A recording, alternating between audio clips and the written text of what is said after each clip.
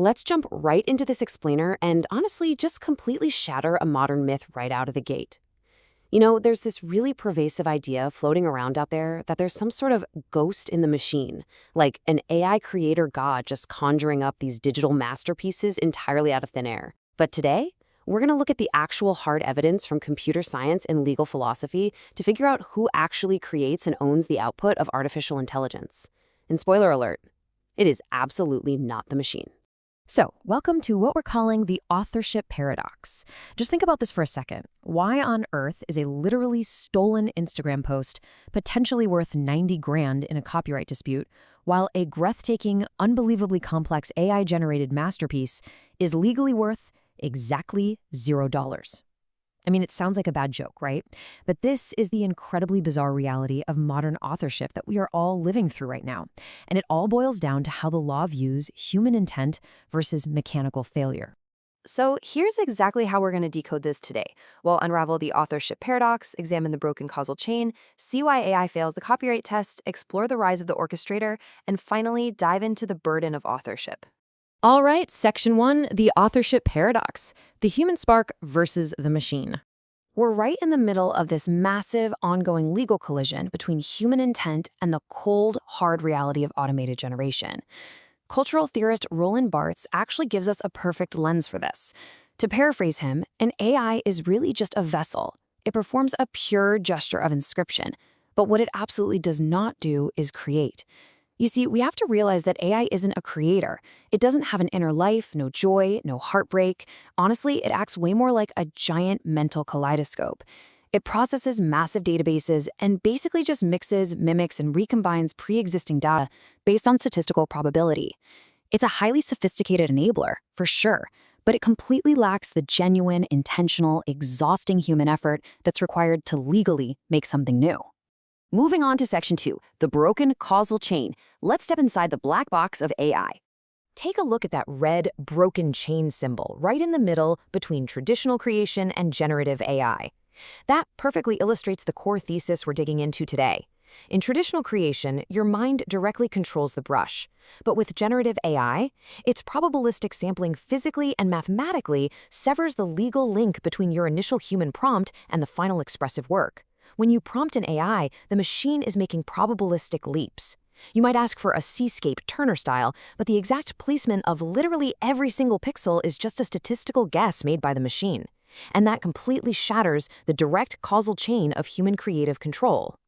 Now, that broken chain is the direct result of what we call algorithmic distortion, because the hardware relies on this probabilistic guessing, basically acting like a digital wood chipper scrambling the original path of the data.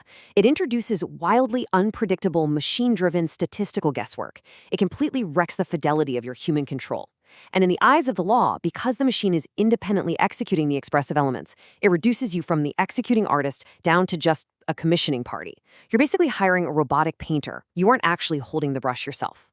This whole distortion process happens across what researchers call the semiotic bridge. This is a literal three-step pipeline where our fuzzy, messy, associative human thoughts, what we can call OS alpha, are forcefully crushed into discrete text just to command rigid silicon hardware. Text is kind of the only way we can safely compile our associative imagination into exact hardware execution. But when you force continuous thought through the probabilistic black box of an AI to reach that hardware, you lose exact control. The intent starts with you, but the execution, it gets completely hijacked by the algorithm's statistical noise. Which brings us to Section 3, failing the copyright test. Let's test the AI output.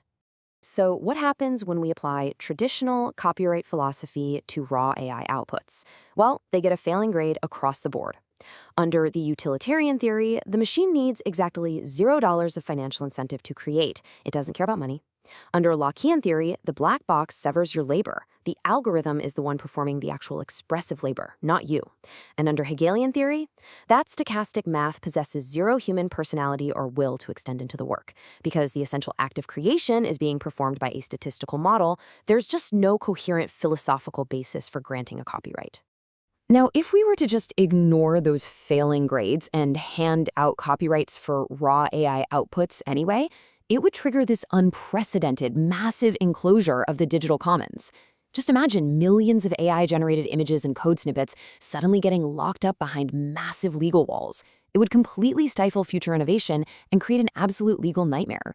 This is exactly why the consensus is that because AI fails these foundational tests, raw algorithmic output simply must default to the public domain. Remember, the public domain is the default baseline for intellectual creations. Exclusivity is supposed to be the rare exception. All right, Section 4, Rise of the Orchestrator, the Death of the Lone Genius. We are officially trading manual rendering for the high-level strategic management of meaning. The traditional originator was always bogged down by the tedious technical rendering of every single pixel or line of code. But the orchestrator? The orchestrator surrenders all that mechanical brute force over to the AI. You, the human pilot, now provide the overarching rhetorical strategy, the emotional resonance, the intentional management. The machine literally does the sweating for the syntax, but the overarching strategy, that stays firmly human. But hey, remember that algorithmic distortion we talked about earlier? To combat the machine's chaotic guessing, you've got to apply what's known as human protortion. This is the proactive, sweating, agentic intent and rigorous manual steering required to actually map your human vision onto reality with high fidelity. You literally cannot just lazily rely on the AI's first output. I mean, we've all seen those bizarre AI hands with 7 fingers, right? You have to physically and manually prune the output yourself, forcing that rigid hardware to obey your specific deterministic intent. This active steering is what the law historically calls the sweat of the brow. And let me tell you, it's making a massive comeback as the ultimate proof of human authorship. Legal scholar Amy Adler captures this new paradigm just perfectly. She says, in a world totally bombarded by generated media, the most vital artist functions just like a curator, an editor, or a selector. And that hits the nail on the head. When algorithms can generate literally anything in a matter of seconds, the true magic of authorship no longer lies in originating the raw material. It lies entirely in the selection, the context, and the careful curation of that material. You are the sovereign pilot, sorting through the statistical abyss to find profound meaning. Finally, Section 5, the burden of authorship, the very real legal consequences. So because the AI is just a blind scripter, it's entirely immune to legal liability. Think about it, you can't sue an algorithm. And because of this, tech companies intentionally design these systems with what sociologists call moral crumple zones. This means they keep humans in the loop, specifically to absorb the legal and moral impact of the machine's inevitable failures. If you let an AI hallucinate bad code or generate an image that infringes on a copyright, the AI doesn't go to jail, you do. This is a fascinating legal concept called agentic tort. As the human orchestrator, you're actively bending the machine's execution to your will, which means you take the full blame when it breaks the rules.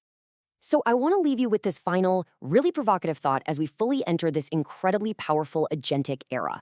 The machine is just sitting there, blindly waiting for your command. Are you going to quietly remain a digital tenant, just passively renting probabilistic guesses from the cloud and acting as a corporate moral crumple zone? Or are you going to actively apply the sweat of your brow, grasp the sword of the command line, and ride as the sovereign orchestrator of your own machine? The choice and the true future of authorship is entirely yours. Thanks for joining me on this explainer, and keep orchestrating.